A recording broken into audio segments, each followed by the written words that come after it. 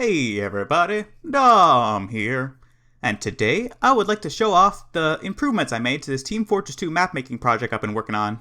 This is the King of the Hill Tug-of-war map, medieval Tug-of-war map that I've made a video on in the past. Consider watching that one first before watching this one. Alright, so the main improvements I made to this map are, I've implemented the saw to actually work. It's actually a working saw, it goes from side to side, and I'll explain it further in a moment. Besides that, I've also put down this wall here, and this is, sort of really showcases how close the two bases will be. Like, this castle is going to be very, very close to this castle.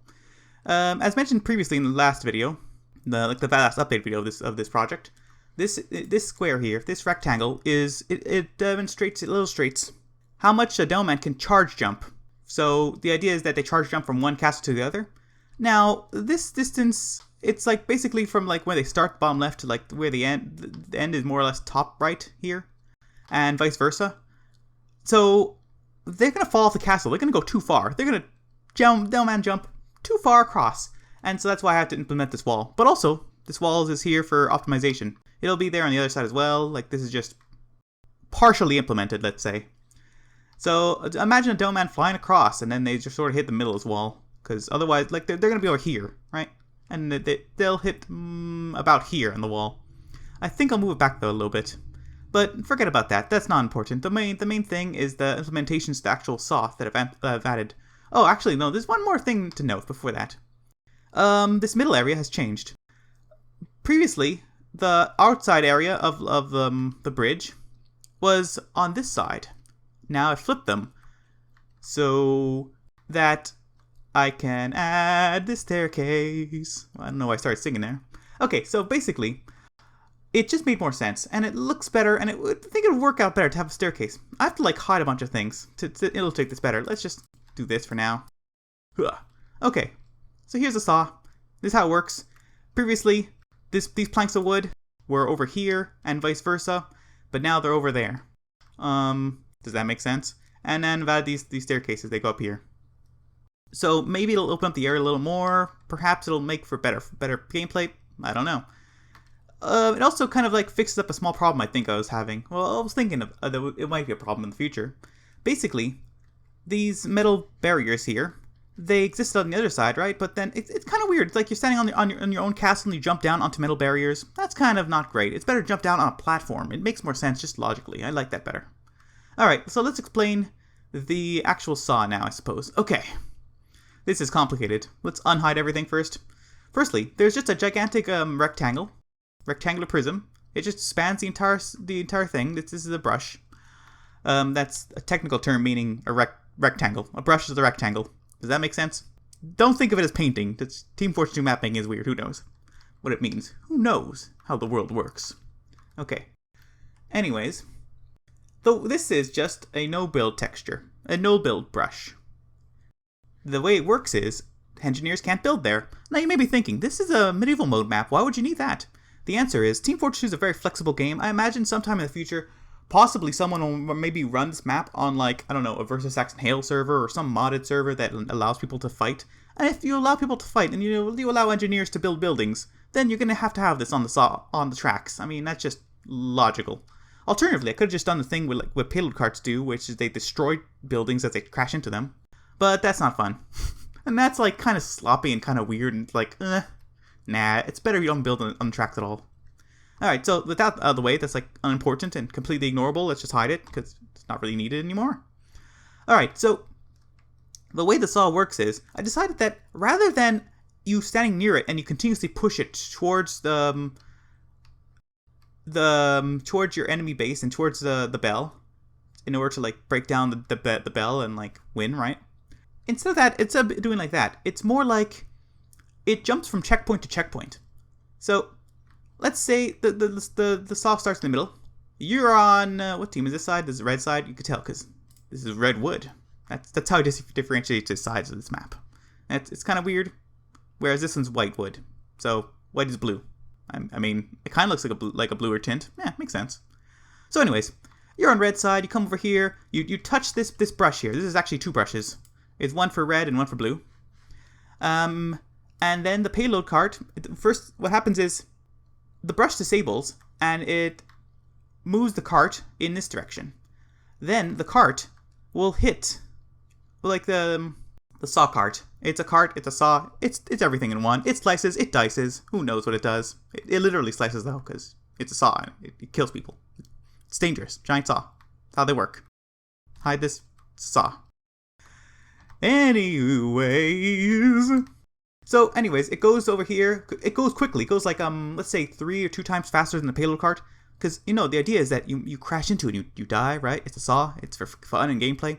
It goes from there to there, and then this brush enables, and it happens again, where if you're on one team or the other, you could walk into this area and move the saw left or right. So, along the journey, there are these train tracks. Okay, they're not actually train tracks, they're just called tracks, whereas the actual thing, the cart, the thing that moves here is just a small brush. This is the real payload cart, in quotations. The way this works is, this is the train, and so it follows tracks, which are these things online, and they go left and right, and just forget about the way things are called. It's unimportant. What am I getting at? I forget. Anyways, so yeah, they go from station to station. The way it's programmed is, it's actually quite fun and interesting. I've had like a lot of cool things to this. There are a bunch of these spark things. Let's call them ENV sparks, because that's what their name is. These ENV sparks are parented to the cart. Parented means they follow it no matter what. Like, they stay in the same orientation more or less. They want to just follow things. Parenting things occurs a lot in Team Fortress 2, as well as other Source Engine games. It's like a lot. Like, let's say 100% of things that follow things are parented to things. Does that make sense? Anyways, so the saw as it moves, it also has these areas where it emits sparks, and they follow the saw. So when it moves to this area, and then it stops, they spark to indicate, oh, whoa, just out of nowhere, whoa, brake, put on the brakes, man. And then so forth, it just goes back and forth, and every time it hits a location, it does a little sparks, so back and forth. Now, I think this is better than the system of just pushing a payload cart back and forth, because it's more frantic. You can take a single cart, and if you're left alone, you can quickly get it from your side to the other side of the map. It's great, it's good. Now, remember, this is a King of the Hill map, so what happens when the saw gets to the final point, this train track, it enables the point over here. Now, this is not going to be visible, this is just, let's say, placeholder. Maybe it's intended, like you have to have it. You have to have one. You have to have, this is, in Team Fortress 2, weirdly, the entity that's all about King of the Hill maps and stuff is this actual thing. This is the thing. You think this would be a prop, but no, this is the thing. The main thing. So it has to be somewhere on the map. But this is just for show. The point at the bottom doesn't do anything. And also this brush doesn't do anything. Just forget about those. Anyways, so what happens is, when the cart goes to the very end, it triggers that, alright, blue team. Oh wait, no. It would hit this red, this blue end. So red team has captured the control point, and then the time starts ticking down because it's a King of the Hill map, right? As soon as someone walks into this that's on blue team, they immediately push the cart back off of there, off of starting to cut down this wood here. They push it over here back to its previous station, right? And at that point, like as soon as that happens, it goes back to being a neutral control point. Does that make sense? Yes, or maybe no. I don't know. Hyperbolic questions. Who knows? Anyways, okay, so besides the sparks and everything that's cool, there's other things I've added. Okay. There's a lot more entities and a lot more things you think that you don't need, but you need when you make things that are cool. Does that make sense? No, probably not. But let's just hide these things. Alright, so the payload cart. Let me break it down some more in a more interesting fashion. Oh, by the way, this and this. The control point, fake control point thing on there, as well as this goal thing, they could change color by changing skins. The way the logic works is let's say you walk into the brush and you move it there from one point to another, and you're on red team. This part here and the middle part will be red for the duration between here, and then it turns back to neutral again. That's just like for show. That's just to make it like it's more refined and looks cool.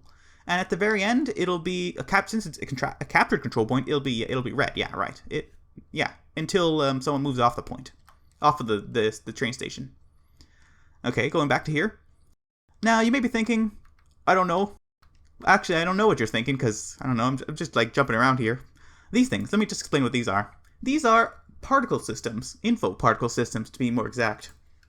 What they do is they emit particles. Now, the way this is programmed, because I like little details like this. when you touch the saw, when you touch this bullet, um, bullet blocking thing, with this all, this is the damage dealing thing. This is if you touch this, you die, right? You take damage, take 500 nerve gas damage. Nerve gas. It's called nerve gas damage because it just the only thing it does. The only reasons why it's called nerve gas damage is because that's what you need to do to produce the icon in the kill feed of the saw killing you. Okay, does that make sense? Anyways, so when you touch this, it triggers two things. Hide it. It turns the saw into its second skin where it's bloody, right? So it's a bloody saw instead of a clean saw like this, like how it works on King of the Hill sawmill. And the second thing it does is it triggers these 5 emitters of particles to put blood spraying, just to spray some blood in the air. So basically exactly how it works on King of the Hill sawmill, except those ones only use 3. So this is actually some percent more blood. Yeah, extra bloody. Haha, we did it. We did it. We got an extra bloody saw here. Oh, yeah. Anyways. Okay. So other things that are important to make a saw actually a cool thing that exists within the world of Team Fortress 2. Sound effects. So we have 2 ambient generics up here. One of them is a saw blade sound effect, just the idle one. While the other one is a sound effect that plays when someone touches the saw. That's pretty self-explanatory. Yeah, that's pretty self-explanatory. What else is there to this saw that's interesting or whatever? Oh, I put a control point on this side too. It looks kind of meh. Maybe I should move it out more so you don't see this part. Because it's actually right like the saw has this thing here, right? Let's unhide that. Oh, I've unhided everything. Anyways, so interesting. Oh yeah, you're right. That's right. That's right. At the very end here, it's also a sound effect. This is a sound effect that plays because to indicate that, like, yeah, the wood's being chopped down, like you're starting to break down this bell situation thing. Let's hide that. You're starting to break down this structure, and so sound effects are a great way to indicate that, and also it makes it more thematically fitting. And now look at this. What's this? More particle emitters. What these do is they make it more realistic because it's the particle effect of like wood being hit. So it's like a wood sawdust sort of thing that emits, but it only occurs when the saw is at this control point. So makes sense, right? Okay. Oh, by the way, I put these things to indicate where, like in real life, so you'll see these where the points are, where the train stations are. Now you may be thinking, wait, this is a medieval mode map. This is like a light, like a modern day light. Is that fitting? And I gotta say, maybe not. But medieval was never really medieval, you know. There's also a giant saw, and that's not really medieval either. Medieval, it was not. There was never time travel in Team Fortress 2. It was always fake. There was always computers behind the scenes. Even on the only other Team Fortress 2 medieval map that exists. Well, the one official map, which is the Good Keep. It has hidden computers on it. Because they never really went back in time. This is not time travel. The modern day things exist. It's just unfitting kind of thematically. But forget about it. I could use something else. It doesn't really matter. If it bothers you, say in the comments, I guess. I like reading comments. They're fun. Okay, I think that's about it. Yeah, that's about it. This will like actually be like left and right, like this wall's not just here. Maybe I'll make it like shorter. Oh, this is too vertical. It's kind of pointing out there too much. Forget about that. Here, I think I want a round circular thing like this, but like not as ugly. Like this is just copy paste from the Group Keep basically. But I'll make it better. And then one over here as well. Or maybe, because you see this turns, there's like a little bit of straight line where then it turns here. So maybe the same distance, it'll just turn here again, and then it'll be something else. I'm really bad at theming maps. Or I'm really bad at like first making a rough outline, then theming. I just want to theme right away, and so you have like these nice looking things, but it takes very, very, very, very long.